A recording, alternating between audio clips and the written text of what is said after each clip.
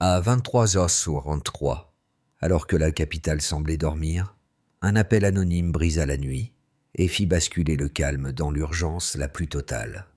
2 chiffres contradictoires, 200 enfants signalés, 0 trace officielle, suffirent à créer un gouffre entre les faits visibles et l'horreur dissimulée.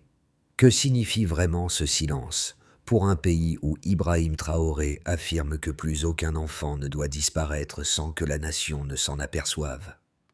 Dans l'obscurité encore immobile, une opération clandestine venait de s'allumer comme une étincelle prête à fracturer tout un système. En une poignée de minutes, Ibrahim Traoré fit mobiliser ses troupes. L'angoisse palpable dans l'air lourd de la nuit laissait place à une détermination froide. Ce n'était pas une simple mission de sauvetage, c'était un affrontement direct avec l'injustice la plus cruelle. « Nous devons agir vite, chaque seconde compte », ordonna-t-il. La scène qu'il imaginait était déjà un cauchemar vivant. Plus de 200 enfants exploités, livrés à eux-mêmes dans un monde où personne ne semblait les voir. Le président savait que s'il échouait, ce ne seraient pas seulement des vies brisées qu'il laisserait derrière lui, mais un message fatal à l'ensemble de la nation. Les routes de campagne devenaient de plus en plus étroites, la chaleur écrasante et l'incertitude s'intensifiaient. Traoré, avec son regard implacable, savait que la vérité n'attendait pas et que pour chaque enfant libéré, il gagnerait une victoire de plus contre ceux qui se croyaient intouchables. Cette mission, il la portait non seulement pour ses enfants, mais pour toute la société burkinabé. Et maintenant, tout était en jeu. L'équipe présidentielle atteignit l'ancienne scierie à 2h10, exactement comme l'avait décrit la voix anonyme. Cette précision donna à Ibrahim Traoré la certitude que l'alerte n'était pas un piège, mais le début d'un enchaînement où chaque détail compterait. Derrière les bâtiments effondrés, un sentier presque invisible s'enfonçait dans la forêt. Le convoi s'immobilisa. Les moteurs s'éteignirent un à un, laissant place à un silence dense, traversé seulement par le bruissement des feuilles et le chant lointain des insectes. Le président observa la scène, la lampe torche en main, et fit signe d'avancer. Ces hommes progressaient en file serré, concentrés sur les bruits métalliques qui semblaient se rapprocher à mesure qu'ils s'enfonçaient dans la végétation. La forêt devenait plus humide, plus lourde, comme si elle retenait son souffle. Puis le bruit devint clair, des chocs réguliers, un cliquetis sur la pierre. Ibrahim Traoré leva la main. Tous s'accroupirent. À travers une ouverture naturelle entre les rochers, un vaste cratère apparut. L'éclairage était faible, fourni par quelques lampes accrochées, à la hâte, mais suffisait à révéler l'ampleur de la scène. Des enfants, certains si petits, qu'ils peinaient à tenir debout, creusaient avec des outils rouillés. D'autres transportaient des sacs plus lourds que leur propre corps. Les silhouettes fragiles avançaient de pieds nus sur la boue, épaisse, le visage recouvert de poussière. Autour d'eux, des hommes armés circulaient sans vigilance apparente, convaincus que personne n'oserait jamais atteindre un lieu aussi reculé. Mais ce qui frappa le président, ce ne fut pas la violence visible. Ce fut l'absence totale d'espoir dans les yeux des enfants, une résignation silencieuse qui révélait des semaines, peut-être des mois de souffrance. Ibrahim Traoré sentit sa respiration se durcir. L'urgence ne pouvait plus être discutée. La nuit n'allait pas seulement dévoiler un crime, elle allait exiger une réponse immédiate. Ibrahim Traoré observa un dernier instant les enfants, figés dans l'horreur de leur réalité. Le moment de l'action était venu. Il tourna brièvement la tête vers son commandant, Idriss. « En avant, faites vite, nous devons les sauver. » Le président n'attendit pas plus longtemps. À ce moment précis, chaque seconde pouvait signifier la différence entre la vie et la mort pour un enfant sous son commandement. Les hommes se déployèrent silencieusement autour de la mine, se coordonnant avec une précision militaire. Un seul bruit, un seul faux mouvement, et tout pourrait échouer. Ibrahim Traoré, bien que le cœur lourd de ce qu'il venait de découvrir, savait que son rôle n'était pas seulement de commander, mais de redonner de l'espoir à ceux qui en avaient été privés. C'était bien plus qu'une simple mission de sauvetage. Il s'agissait d'offrir aux enfants la possibilité de respirer à nouveau, de leur redonner l'innocence volée. Les premiers enfants furent rapidement extraits des lieux, leur confusion palpable. Lorsqu'un garçon de 7 ans s'approcha timidement, les yeux remplis de larmes et d'incompréhension, Traoré s'agenouilla devant lui. « Je suis votre président, » dit-il d'une voix douce mais ferme. « Vous êtes en sécurité maintenant. » Le regard du garçon s'éclaira légèrement, mais il resta silencieux, comme s'il ne pouvait pas comprendre que son cauchemar prenait fin. Les soldats de Traoré, en silence, commencèrent à évacuer les autres enfants, les amenant vers l'ambulance. C'était une scène silencieuse, lourde de gravité, mais aussi pleine de rédemption. Le travail du président venait de commencer. Cette nuit-là, il ne s'agissait pas seulement de sauver des enfants, il s'agissait de redonner une dignité volée à toute une nation. L'opération débuta avec une rapidité qui tranchait avec le silence oppressant du site minier. Les soldats progressaient comme des ombres, glissant entre les rochers, encerclant les gardes, avant que ceux-ci ne comprennent ce qui se déroulait. Ibrahim Traoré observait la scène avec une attention totale. Il savait que chaque geste comptait. La moindre erreur pouvait alerter les criminels et mettre les enfants en danger immédiat. Le président donna un signe bref à Idriss. C'était l'instant du déclenchement. La première détonation fut sèche, précise, contrôlée.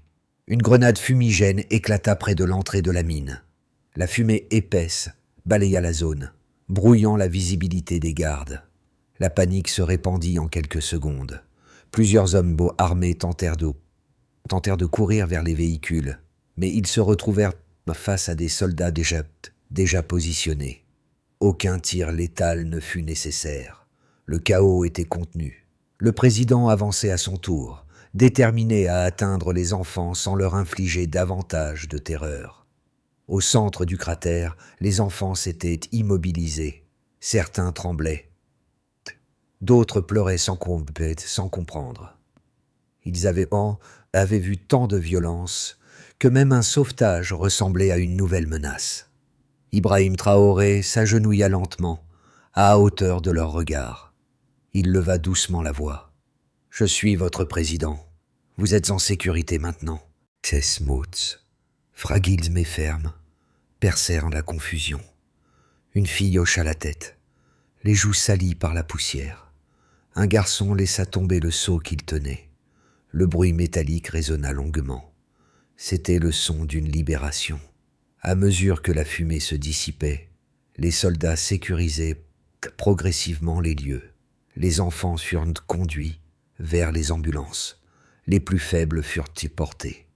Les médecins les attendaient, déjà pris avec des couvertures, de l'eau et des premiers soins. Un garçon s'effondra dans les bras d'un militaire. Le président accourut. L'enfant respirait. Il avait simplement atteint sa limite. Les semaines de famine, de travail forcé et de peur avaient épuisé la moindre parcelle de force qui lui restait. Les gardes capturés furent alignés près des rochers. Aucun ne tenta de résister. La surprise les avait désarmés psychologiquement autant que physiquement. L'un d'eux baissa la tête lorsque le regard de Traoré croisa le sien. Il comprenait que cette nuit était la fin de leur impunité. Les drones de l'équipe présidentielle prenaient déjà des images du site. Chaque recoin de la mine, chaque trace d'exploitation, chaque preuve devait être conservée. Le président voulait que rien de cette scène ne puisse être contesté. Lorsque l'aube commença à poindre, la lumière dévoila l'ampleur du désastre. Des outils brisés, des sacs de sable abandonnés, des traces de coups sur les murs de terre. Tout parlait d'un système construit sur la souffrance des plus vulnérables. Ibrahim Traoré observa l'horizon. Il savait que cette victoire n'était qu'un début. Les criminels qui finançaient ces opérations demeuraient libres et capables de se venger. Pourtant, en voyant les enfants enfin assoupis dans les ambulances, il comprit que cette nuit avait déjà changé quelque chose de fondamental. Il avait brisé une chaîne. Avant l'intervention, la situation des enfants reposait sur une base tragique. Plus de 200 mineurs exploités dans un site clandestin enfouis profondément dans la brousse. Cette estimation devint la mesure initiale, le point de départ d'un calcul nécessaire. Après l'opération menée par Ibrahim Traoré, ce chiffre prit une autre dimension. Tous ces enfants avaient été extraits vivants, un delta qui transformait un abîme humain en une issue tangible. Cette variation radicale prouvait l'impact immédiat de l'intervention. Explication.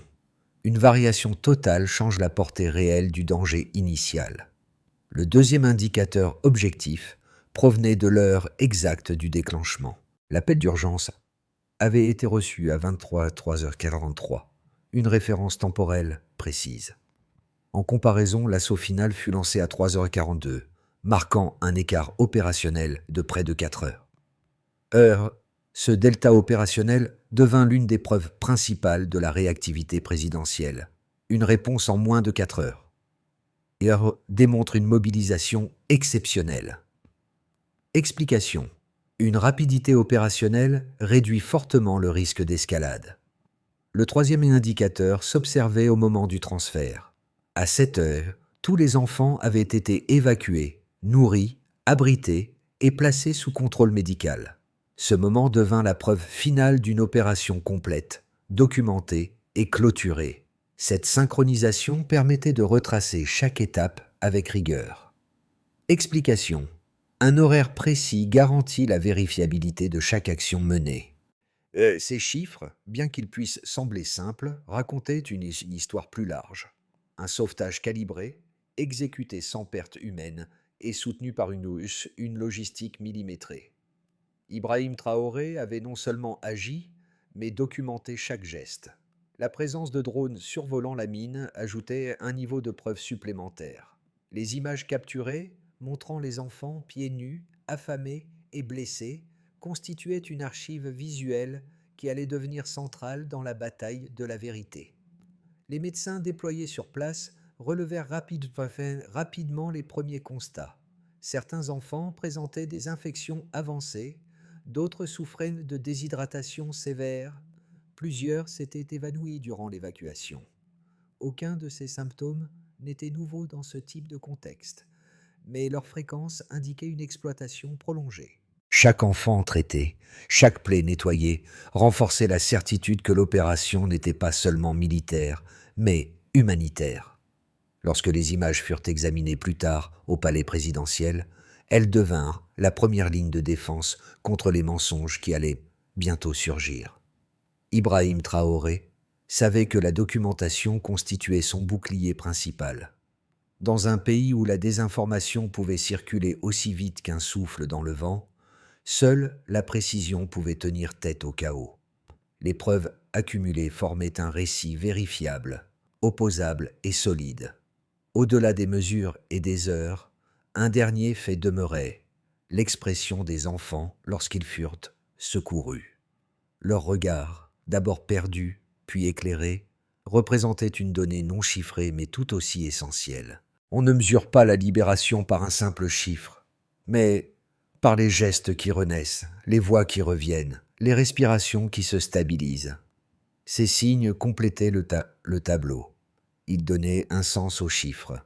Ils donnaient un sens à l'intervention. Après le sauvetage, 2 récits opposés commencèrent à circuler dans le pays, rendant la situation plus complexe qu'elle ne l'était déjà. Le premier se construisait autour d'une critique insistante. Certains affirmaient qu'un président n'aurait jamais dû se rendre lui-même dans une mine illégale, au cœur de la nuit, sans protocole complet. Selon eux, cette initiative, bien qu'héroïque en apparence, exposait inutilement le chef de l'État à des risques extrêmes. Une attaque, une embuscade ou un sabotage aurait pu plonger la nation entière dans une crise politique majeure. Pour ces voix, la fonction devait primer sur l'impulsion. À l'opposé, un deuxième camp avançait un argument différent. Pour cela, l'intervention personnelle d'Ibrahim Traoré représentait une rupture nécessaire avec l'inaction institutionnelle qui, depuis des années, avait permis au réseau clandestin de prospérer. Descendre sur le terrain, affirmait-il, était la seule manière d'obtenir des preuves solides et d'empêcher la disparition des enfants avant l'arrivée des autorités.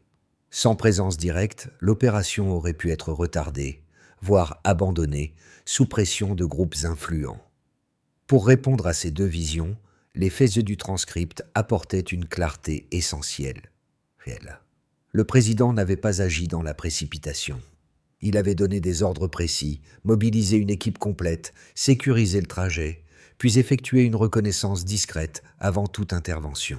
La séquence temporelle, l'appel à 23h43, l'arrivée à la Syrie à 2h10, l'assaut à 3h42, puis l'évacuation complète à 7h, démontrait une cohérence opérationnelle et non une impulsion hasardeuse. En outre, les événements qui suivirent confirmèrent la nécessité de sa présence. Les enfants, traumatisés et convaincus qu'aucun adulte ne viendrait les sauver, n'auraient peut-être pas fait confiance à d'autres soldats. Leur réaction à l'arrivée d'Ibrahim Traoré, hésitante d'abord, puis apaisée, montrait que son rôle n'avait pas été symbolique, mais réellement déterminant. Au-delà de la controverse, les données montraient clairement que son choix avait permis de sauver des vies avant que le réseau criminel ne puisse réagir. La vérité changea brusquement d'axe. Le calme fragile obtenu après le sauvetage se fissura lorsque la vidéo diffusée par les faux journalistes inonda les réseaux. L'impact fut immédiat. Les enfants apparaissaient en larmes, accusant celui qui les avait libérés. La confusion gagna des milliers de spectateurs, avant même que le palais ne comprenne l'origine de ces images. L'effondrement émotionnel fut violent. Les mots prononcés dans la vidéo ne correspondaient à rien de ce qui s'était déroulé à la mine. Les enfants répétaient des phrases forcées. Les promesses de protection et de liberté, offertes par ces imposteurs déguisés en reporters, avaient manipulé leur peur. Ibrahim Traoré observa chaque séquence, le regard crispé par un mélange de douleur et d'incrédulité. La réaction dans la capitale fut tout aussi brutale. Des foules se divisèrent, certaines exigeant des explications, d'autres défendant instinctivement le président. Les gardes du centre d'accueil comprirent qu'un accès avait été compromis. Un enquêteur signala discrètement que certains avaient été soudoyés.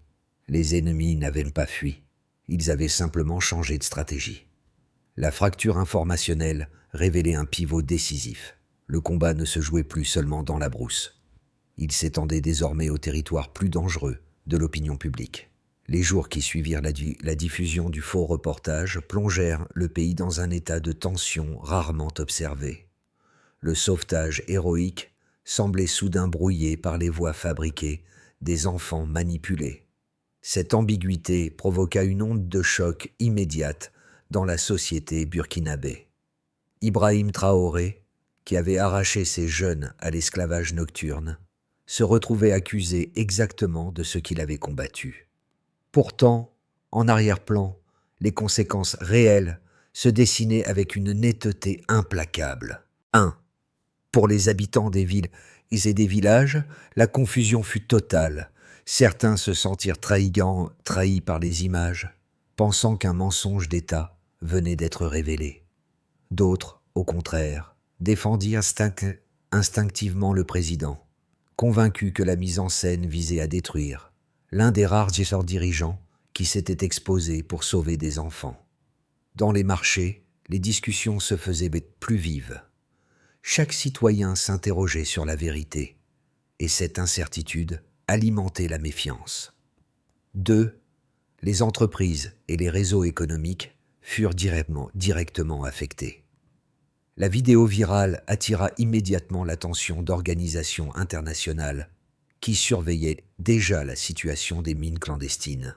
L'image du pays risquait d'être associée à l'exploitation infantile, ce qui pourrait dissuader des partenariats économiques importants. Les acteurs informels, en particulier ceux liés aux circuits d'or illégaux, comprirent qu'Ibrahim Traoré allait poursuivre les opérations de démantèlement. Certains commencèrent à se cacher, d'autres tentèrent d'effacer des traces. L'impact économique devint un champ de bataille invisible. 3. Au sein de l'État, la pression monta immédiatement. Le président convoqua une réunion d'urgence, ordonnant l'ouverture d'une enquête interne pour identifier les gardes soudoyés. Des ministères réclamèrent des comptes, notamment ceux chargés de la sécurité et de la protection de l'enfance. Chaque institution dut revoir ses procédures d'accès et ses protocoles. La vidéo révélait non seulement une attaque contre Ibrahim Traoré, mais aussi une faille systémique qui permettait à des imposteurs d'approcher des enfants vulnérables. Le choc institutionnel força l'État à accélérer les réformes. 4. Sur le plan international, la propagation rapide de la fausse vidéo provoqua un débat immédiat. Des médias étrangers, séduits par la version sensationnelle, relayèrent l'histoire sans vérification approfondie. Des ONG demandèrent des clarifications urgentes. Certains gouvernements attendirent des explications officielles avant de commenter, conscients du risque d'ingérence. Lorsque la vérité commença à émerger, plusieurs acteurs internationaux réévaluèrent leur position. Ils réalisèrent que la désinformation ciblait non seulement un dirigeant, mais aussi la stabilité d'un pays du Sahel déjà exposé aux crises sécuritaires. Les semaines qui suivirent la crise de désinformation ouvrirent une période d'incertitude où chaque décision semblait peser sur la trajectoire du pays. Ibrahim Traoré, désormais au centre de toutes les attentions, devait composer avec un paysage fragilisé par la colère, le doute et l'espoir mêlés. À partir des signaux visibles dans le transcript, 3 scénarios réalistes se dessinaient pour les 6 à 12 prochains mois. 1. Dans ce premier scénario, le pays réussirait à rétablir progressivement la confiance après la diffusion de la vérité. La conférence de presse déjà annoncée dans le transcript deviendrait un moment décisif. Les enfants, mieux encadrés et protégés, raconteraient leur version sans manipulation, dissipant les malentendus créés par les faux reporters. Les institutions renforceraient leur protocole d'accès et amélioreraient la surveillance autour des centres sensibles. La stabilité serait fragile, mais réelle. Cette trajectoire permettrait au gouvernement de maintenir son cap, tout en poursuivant les opérations contre les réseaux de mines illégales. 2. Dans la version la plus favorable, la vérité se répandrait rapidement grâce à la transparence imposée par Ibrahim Traoré. Les preuves accumulées, notamment les images capturées par les drones, serviraient d'outils puissants pour démonter les accusations mensongères. Le soutien national, d'abord divisé, se rassemblerait autour de la figure du président. À l'international, les organisations humanitaires et les dirigeants étrangers salueraient la fermeté affichée face à la manipulation. Ce regain de légitimité servirait de base pour accélérer des réformes, surtout dans la protection de l'enfance et la lutte contre les mines clandestines. 3. Dans le scénario le plus critique, malgré les efforts pour rétablir la vérité, la désinformation continuerait de circuler. Les groupes hostiles exploiteraient chaque faille. Les protestations pourraient persister, fragilisant les institutions et compliquant les actions futures du gouvernement. Les réseaux clandestins, se sentant menacés, tenteraient de contre-attaquer, sur le terrain ou par d'autres campagnes de manipulation. La pression internationale augmenterait, demandant davantage de garanties, ce qui ralentirait toute action. Dans les jours qui suivirent la crise, le débat dépassa les couloirs du palais pour atteindre chaque foyer. Les habitants, qu'ils aient vu ou non la vidéo manipulée, ressentirent un besoin croissant de comprendre ce qui s'était réellement déroulé. Certains reconnurent que la peur les avait poussés à juger trop vite. D'autres retrouvèrent une forme de calme en apprenant que les enfants avaient pu s'exprimer librement devant des journalistes fiables. Cette clarification renforça l'idée que chaque citoyen avait un rôle à jouer dans la protection des plus vulnérables. Chez les jeunes, la situation prit une teinte différente. Beaucoup virent dans l'attitude d'Ibrahim Traoré un modèle de courage inattendu. La décision d'aller lui-même au cœur de la mine marqua les esprits.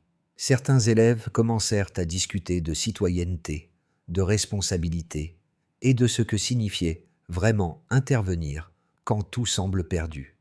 Ces conversations, souvent spontanées, révélèrent une soif de comprendre comment, un pays peut se défendre contre les manipulations sans perdre son humanité. Sur la scène internationale, les réactions furent multiples. Certains observateurs reconnurent avoir été trompés par la vidéo. D'autres saluèrent la transparence qui suivit.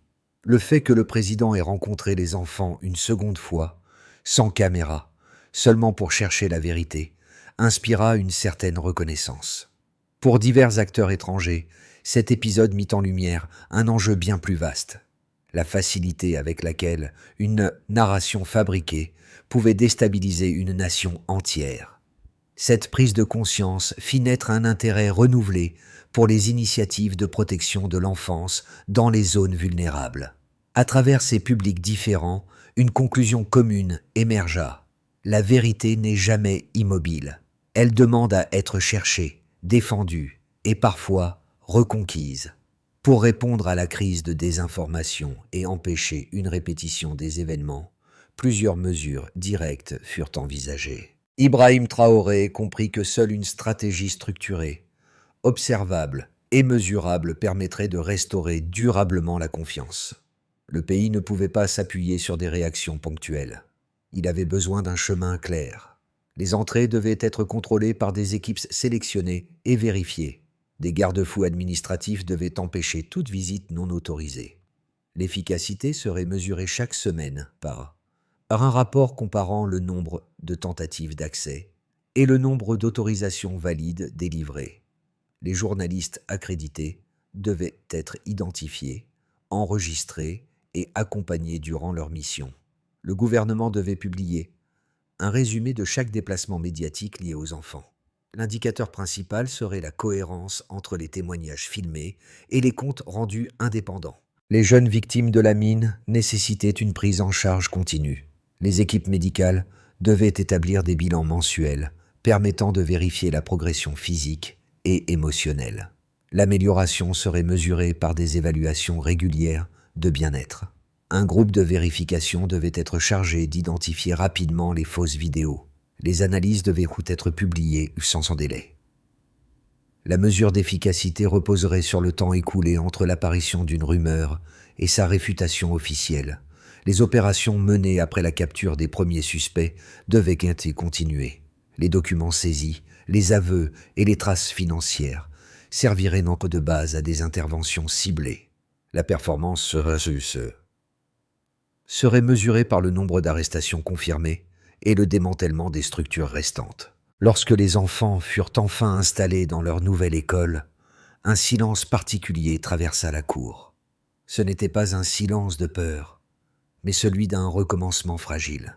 Ibrahim Traoré avança lentement entre les rangées, observant ces visages qu'il avait découverts une nuit de poussière, de larmes et d'obscurité. Un mouvement attira son attention. Le même garçon de 7 ans, celui qui s'était effondré dans ses bras près de la mine, s'avança timidement vers lui. L'enfant portait désormais un uniforme propre. Il leva la main, hésita, puis prit celle du président comme il l'avait fait cette nuit-là, mais sans trembler cette fois. Le geste, simple en apparence, ramenait tout le poids de l'histoire. Les bruissements de la forêt, la fumée des grenades, les regards épuisés des enfants qui ne savaient plus s'ils devaient survivre ou abandonner. Le garçon murmura quelques mots, presque inaudibles. Ibrahim Traoré sourit légèrement, comprenant que la question n'avait pas besoin d'être répétée. Il répondit avec une certitude douce. « Tu n'es plus seul. » Autour d'eux, les autres enfants observaient la scène. Aucun ne parlait, mais quelque chose changeait dans leur regard. Le passé n'était pas effacé, mais il cessait d'être une condamnation. Il devenait un point de départ. La cour de l'école s'était calmée, et pourtant l'histoire continuait d'avancer dans l'esprit de chacun. Les jours de violence, de peur et de mensonges laissaient désormais place à quelque chose de plus rare, une possibilité de réparer. Les enfants, qui avaient autrefois marché pieds nus dans l'obscurité d'une mine, découvraient peu à peu la lumière d'un avenir moins incertain. Chaque regard échangé semblait porter une question simple. Comment empêcher qu'une telle nuit revienne un jour ? Cette responsabilité ne reposait pas uniquement sur les épaules d'un président ou d'une institution. Elle appartenait aussi aux citoyens, aux enseignants, aux parents, aux voix qui choisissent de vérifier avant de juger, et aux jeunes qui apprendront demain à reconnaître la vérité derrière le bruit. La protection de ces enfants n'était pas seulement une affaire d'autorité. Elle devenait un engagement collectif, une vigilance partagée.